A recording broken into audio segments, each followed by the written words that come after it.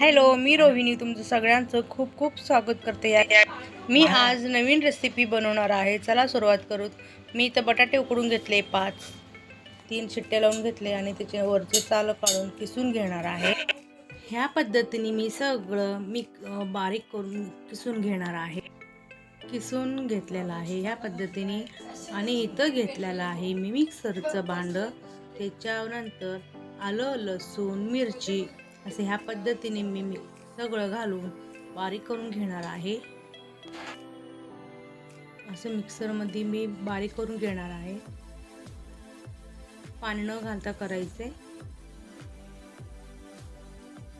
इथे घेतलेलं 1 वाटी पोहे. त्याच्यानंतर आपलं आलं, लसूण, मिरची बारीक केलेलं घालायचे.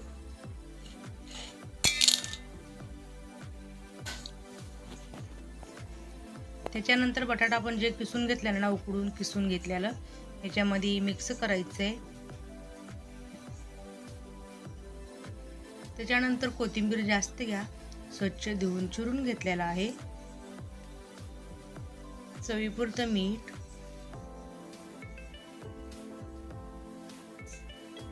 तिथं घेतलेलं जिरं 1 चमचा घेतलेला आहे. त्याच्यानंतर हळद छोट्या चमच्याने अर्धा चमचा आणि लाल तिखट. सगळं छान एकजीव करून मिक्स करायचं आहे आपल्याला या पद्धतीने.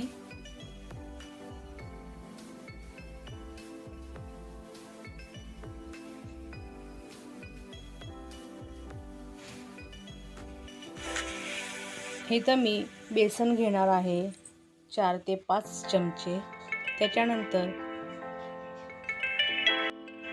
ओवा हाताने चोळून घालणार आहे. चोळले की वास स्वाद छान येतो. त्याच्यानंतर मीठ घालणार आहे.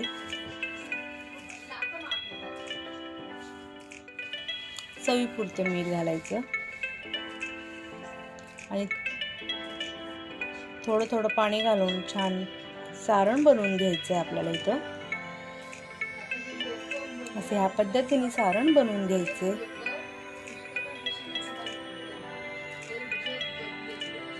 तेल ठेवणार आहे गरम करायला.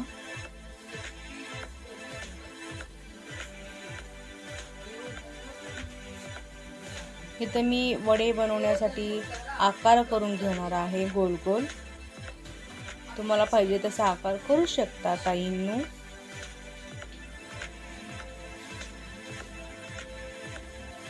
ह्या पद्धतीने मी सगळे करून घेतलेला आहे. तिथं माझ्या मुलालाच तेल बघून त्याला मी पापड खायचं. चला तेल गरमच आहे तर पापड पण तळावं म्हणून मी तर पापड तळायला घेतलेला आहे.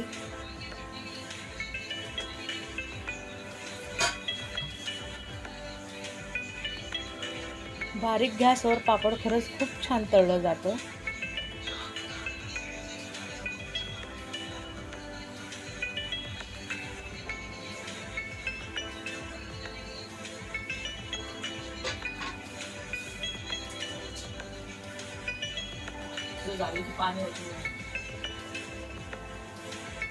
असे ह्या पद्धतीने पापड छान तळलेला आहे बघू शकता. त्याच्यानंतर आता गॅस बारीकच ठेवून आपल्याला बनवायचं आहे. चला तर मग मस्त तेल तापलेलं आहे, पापड तळलेला आहे. आता पोहे वडे करूत आपण ह्या पद्धतीने.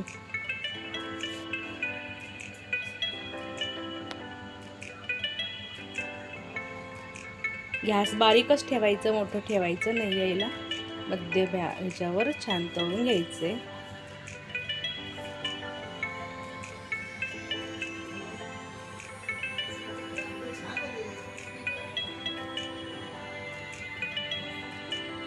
बारीक गॅसवर असे सगळे मी तळून घेणार आहे.